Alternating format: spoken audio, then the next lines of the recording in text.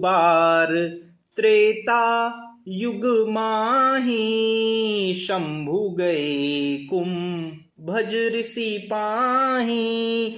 संग सती जग जननी भवानी, पूजे ऋषि अखिलेश्वर जानी। पूजे ऋषि अखिलेश्वर जानी।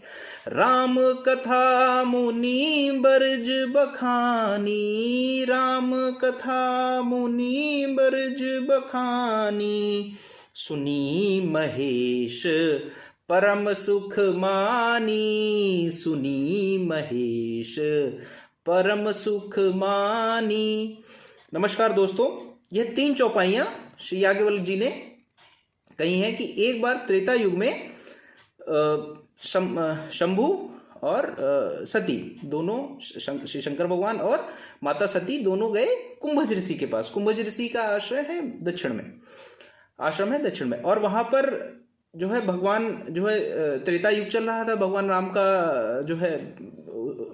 का उस समय अवतार था और भगवान की राम की लीला चल रही थी।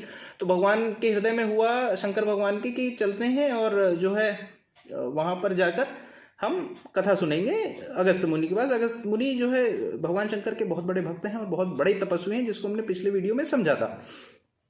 तो वहां पर जब गए तो शंकर भगवान को अखिलेश्वर जानकर, इस भूत भावन भगवान शंकर की महिमा को जानकर कुंभज ऋषि अगस्त्य मुनि उनकी पूजा करते हैं। पूजे ऋषि अखिलेश्वर जानी, उनको अखिलेश्वर जानकर जानते हैं कि ये अखिलेश्वर हैं, हमारे योगी योगेश्वर भगवान हैं शंकर भगवान।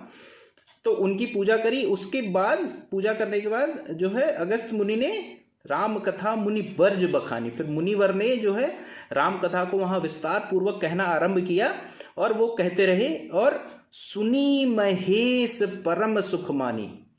अब यहां से जो है सती माता का संशय प्रारंभ होता है।